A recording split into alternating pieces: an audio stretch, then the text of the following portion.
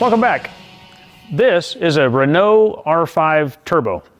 These are cool cars. Anybody that's known performance cars out of the 80s, 70s, and 80s knows these. These were just crazy machines when they were originally made.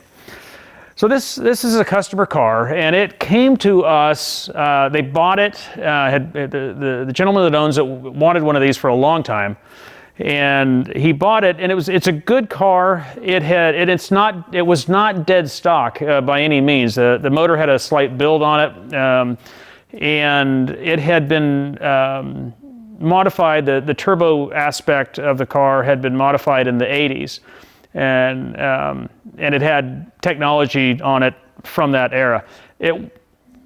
It might have been done well for that era. I can't really judge. It did not drive well, and it was kind of dangerous the way that it built boost and drove. And really, by the time he got it and bought it, it was kind of basically undrivable.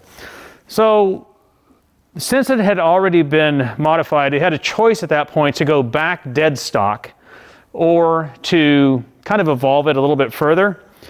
And that's what we've done.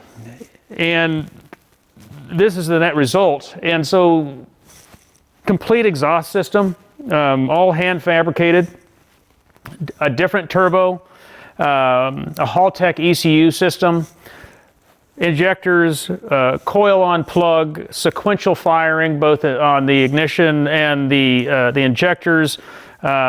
We modified the intercooler, basically went at the whole system from scratch. The real power here, the real strength is we have absolute control of it.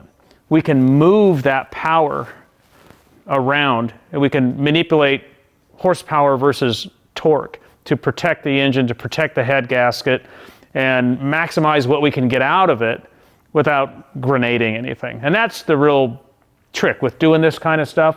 What you really have to be good at is creating that balance and that control. Anybody can make something, produce a bunch of boost, and grenade things. That's not talent, that's just spending money. So that's what all this represents, is the implementation of that thought, that engineering, and this equipment in a way that really suits what you're trying to achieve.